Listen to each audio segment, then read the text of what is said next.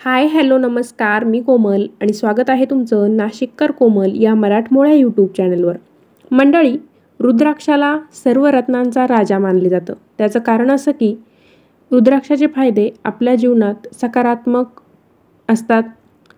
भगवान शिव जेव्हा खोल ध्यानात होते तेव्हा त्यांच्या अश्रूंपासून शुद्ध रुद्राक्ष तयार झाले होते आणि त्यावेळी त्यांनी मानवाच्या दुःखांचे आणि समस्यांचे दर्शन घडवले. ते ऐकून भगवान शिव खूप दुःखी झाले आणि त्यासाठी त्यांना मानवाच्या समस्यांवर उपाय हवा होता. भगवान शिवाचे अश्रू जगाच्या वेगवेगळ्या भागात पडले, ज्यापासून रुद्राक्षाची झाडे तयार झाली. भगवान शिव मानवाच्या समस्यांबद्दल खूप चिंतित होते, म्हणून हे निश्चितच म्हणता येईल की त्यांना कोणी रुद्राक्ष घालावे आणि कोणी घालू नये असा भेदभाव करायचा नव्हता. लिंग, जात, वय किंवा श्रद्धा काहीही असो, सर्वांना चांगले परिणाम मिळावेत अशी त्यांची इच्छा होती. त्याचप्रमाणे आपण कोण रुद्राक्ष घालू शकतो आणि कोण घालू शकत नाही यामध्ये देखील भेदभाव करू शकत नाही. म्हणूनच आजच्या व्हिडिओमध्ये मी तुम्हाला महिलांनी रुद्राक्ष घालावा का, मासिक पाळी असेल तर काय करायचं, गर्भवती महिला असेल तर त्यांनी रुद्राक्ष घालायचा की नाही याबद्दलची सविस्तर माहिती आजच्या व्हिडिओमध्ये सांगणार आहे. त्यासाठी व्हिडिओ शेवटपर्यंत नक्की बघा. व्हिडिओ बघत असताना कमेंटमध्ये ओम नमो पार्वती पतये हर हर महादेव असं जरूर लिहा. चला तर मग आजच्या व्हिडिओला सुरुवात करते. महिला रुद्राक्ष घालू शकतात हे आपल्या प्राचीन शास्त्रांमध्ये देखील सिद्ध झालेले आहे. मुलींनी रुद्राक्ष घालावे का या प्रश्नावर लोक वाद घालतात आणि म्हणूनच बऱ्याच महिला आजकाल रुद्राक्ष परिधान करत नाही, रुद्राक्ष त्या घालत नाही. पुराणांचा आधार घ्यायचा ठरला तर शिवपुराणातील 25व्या अध्यायात स्त्रियांसाठी रुद्राक्ष घालण्याचा नियम सांगितलेला आहे. तर तो अशा प्रकारे सांगितलेला आहे. सर्वाक्षरमा वर्णाना स्त्री क्षुद्राणा शिवाज्ञा धार्या सदैव रुद्राक्षा यतीना प्रणावेही. याचा अर्थ असा होतो, सर्व वर्ण, आश्रम, शूद्र आणि महिलांनी शिवाच्या आज्ञेनुसार रुद्राक्ष धारण करावे. तपस्वींनी ओंकार मंत्राचा जप करत ते धारण करावे. स्कंद महापुराणात देखील महिला रुद्राक्ष धारण करू शकतात असा उल्लेख आहे. स्कंद महापुराणातील पूर्वार्धा अरुणाचल महात्म्य या अध्यायात याचा स्पष्ट उल्लेख केलेला आहे. तो उल्लेख असा आहे, तिने तिच्या विविध प्रकारच्या दागिन्यांना बाजूला ठेवून रुद्राक्षाच्या मण्यांना माळा गुच्छांनी स्वतःला सजवले. दिव्य वस्त्रे बाजूला ठेवून तिने 2 शुभसाल वस्त्रे परिधान केली. विविध रुद्राक्षमणी देवतांच्या नियंत्रणाखाली असतात, जसे की 2 मुखीमध्ये शिव आणि शक्ती, 4 मुखीमध्ये सरस्वतीचा आशीर्वाद आहे, 7 मुखीमध्ये लक्ष्मी तुम्हाला संपत्ती देण्यासाठी आहे आणि 9 मुखीमध्ये सर्व नवदुर्गा आहेत. म्हणून स्त्रिया कोणत्याही अडचणीशिवाय किंवा बंधनाशिवाय रुद्राक्ष घालू शकतात आणि हे सिद्ध करणारे भरपूर पुरावे देखील आपल्याकडे आहेत. कोणत्याही शास्त्रात, वेदात किंवा उपनिषदात असं कुठंही सांगितलेले नाही की स्त्रियांनी रुद्राक्ष घालायचं नाही किंवा फक्त पुरुषच रुद्राक्ष घालू शकतात. आता पहिला प्रश्न तर आपला क्लिअर झाला की स्त्रियांनी रुद्राक्ष घालावे की नाही, तर त्याचं उत्तर आहे हो, स्त्रिया रुद्राक्ष घालू शकतात, महिला रुद्राक्ष घालू शकतात. आता त्याचे काही नियम आहेत. मासिक पाळीच्या वेळी महिला रुद्राक्ष घालू शकतात का, तर मासिक पाळीच्या वेळी महिला रुद्राक्ष घालू शकतात की नाही यावर बराच वादविवाद देखील सुरू आहे. या विषयावर विविध क्षेत्रातील लोकांनी आपले वेगवेगळे मतं देखील मांडलेले आहेत. मतं वेगवेगळी आहेत, पण सर्वांमध्ये एक गोष्ट समान अशी आहे की एकही विचार वेद आणि उपनिषद यांच्यासारख्या आपल्या वैदिक ग्रंथांमध्ये लिहिलेल्या तथ्यांवर आणि माहितीवर आधारित नाही.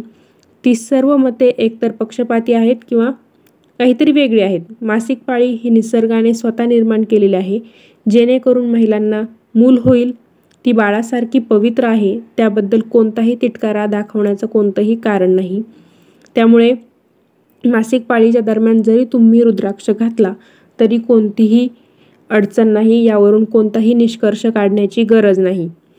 आपल्या कोणत्याही प्राचीन वैदिक ग्रंथात मासिक पाळीच्या वेळी अशा कोणत्याही निर्बंधांबद्दल कुठंही लिहिलेलं आपल्याला अजूनपर्यंत आढळलेले नाही. मासिक पाळी दरम्यान कोणत्याही निर्बंधांना समर्थन देणारा कोणत्याही वैज्ञानिक पुरावा देखील आपल्याला मिळालेला नाही. त्यावेळी रुद्राक्ष घालताना महिलांना समस्या आल्याचे कोणतेही प्रकरण किंवा वैयक्तिक अनुभव कधीच आलेले नाहीत. काही महिलांच्या मनात असा देखील प्रश्न असेल की आपल्या जोडीदारासोबत जवळीक साधताना आपण रुद्राक्ष घालू शकतो का? आपल्या समाजामध्ये जवळीक हा विषय उघड नाही. बहुतेकदा हा विषय निषिद्ध मानला जातो, टाळला जातो. समाजाकडून न्याय मिळेल या भीतीमुळे आपण अनेकदा जवळीकतेशी संबंधित संभाषणे देखील सुरू करण्यापासून स्वतःला रोखतो. पुरुष आणि स्त्रीचं मिलन नेहमीच एक जीव निर्माण करते. ही एक सुंदर संकल्पना आहे आणि आपल्या प्रगत समाजाचा पाया आहे. गौरी शंकर रुद्राक्ष नावाचा एक विशेष रुद्राक्ष आहे जो या संकल्पनेचे प्रतिनिधित्व करतो. यामध्ये दोन्ही रुद्राक्ष नैसर्गिकरित्या झाडात मिसळलेले असतात आणि ते वेगळे करता येत नाहीत. हा एक रुद्राक्ष आहे जो तुम्हाला जीवनसाथी शोधण्यास मदत करतो आणि विवाहित लोकांसाठी तो नातेसंबंध वाढवणारा म्हणून तो काम करत असतो. म्हणून गौरीशंकर नावाचं रुद्राक्ष देखील तुम्ही आपल्या गळ्यामध्ये परिधान करू शकता. गर्भवती महिला देखील रुद्राक्ष घालू शकतात. गर्भधारणेचा जो काळ असतो तो खूप संवेदनशील असतो आणि त्या काळामध्ये अनेक गोष्टींची काळजी घेणं देखील आवश्यक असतं. गर्भधारणेच्या दरम्यान आपल्या मनामध्ये विचारांचं वादळ सुरू असतं. अनेक गोष्टींचे विचार आपल्या डोक्यामध्ये असतात आणि सर्वात महत्त्वाची चिंता आपली असते ते म्हणजे आपलं बाळ चांगलं असेल ना, ते निरोगी असेल ना. गरोदरपणात महिला रुद्राक्ष घालू शकतात की नाही याबद्दल जर तुम्ही सर्च केलं तर वेगवेगळी मतं तुम्हाला मिळतील. काही ठिकाणी हो मिळेल, काही ठिकाणी नाही मिळेल. हा एक संवेदनशील विषय आहे आणि सविस्तर संशोधन करून आपण त्याचं उत्तर दिलं पाहिजे. रुद्राक्षाचा विचार केला तर हे स्वतःचे एक संरक्षणात्मक साधन आहे आणि त्याचा परिणाम कधीही कोणत्याही गोष्टीवर नकारात्मक होत नाही. जो कोणी रुद्राक्ष घालतो, परिधान करतो त्याच्या भोवती एक संरक्षणात्मक कवच रुद्राक्ष तयार करत असते. कोणत्याही वाईट शक्ती आणि नकारात्मकतेपासून रुद्राक्ष आपलं संरक्षण करतो. गर्भधारणेच्या काळात आणि मासिक पाळीच्या वेळी महिलांच्या शरीरामध्ये हार्मोनल बदल होत राहतात. हार्मोनल संतुलन आणण्यास देखील रुद्राक्ष मदत करत असतो. कोणी रुद्राक्षाची माळ गळ्यात घालते, कोणी आपल्या दंडावरती रुद्राक्ष बांधतं, कोणी हातामध्ये ब्रेसलेटसारखं रुद्राक्ष घालतं.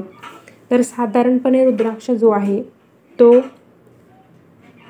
गळ्यात घातला जातो.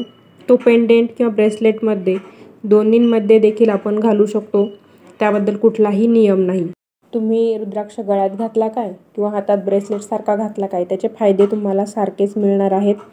महिला रुद्राक्ष ब्रेसलेट म्हणून देखील घालू शकतात कारण ते त्यांच्यासाठी अधिक आरामदायक असू शकते. परंतु ती त्यांची वैयक्तिक पसंती आहे. तुम्हाला जसा आवडेल तसा तुम्ही तो रुद्राक्ष गळ्यात घालू शकता किंवा हातामध्ये ब्रेसलेटच्या स्वरूपात देखील तो घालू शकता. महिलांनी रुद्राक्षाचे ब्रेसलेट कोणत्या हातात घालावे हा प्रश्न देखील बऱ्याच काळापासून महिलांच्या मनात असेल.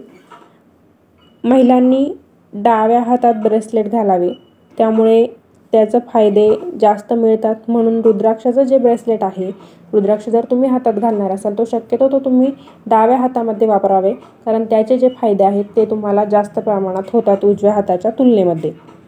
तर मंडळी, अशा प्रकारे आजच्या व्हिडिओमध्ये आपण महिलांनी रुद्राक्ष घालावा की नाही, गर्भधारणा असेल, मासिक पाळी असेल तर तो रुद्राक्ष आपण घालू शकतो की नाही किंवा रुद्राक्ष गळ्यात घालायचा की हातात घालायचा याबद्दलची देखील सर्व उत्तरे मी आजच्या व्हिडिओमध्ये देण्याचा प्रयत्न केलेला आहे. तरीही तुमच्या मनात काही प्रश्न असतील तर ते मला कमेंटद्वारे नक्की कळवा. पुन्हा भेटूया अशाच एका नवीन व्हिडिओसोबत. तोपर्यंत आपला हा व्हिडिओ शेअर करा. चॅनलला नवीन असाल तर चॅनलला सबस्क्राईब नक्की करा. व्हिडिओला आवडला असेल तर व्हिडिओला लाईक नक्की करा. पुन्हा भेटूया अशाच एका नवीन व्हिडिओसोबत. धन्यवाद.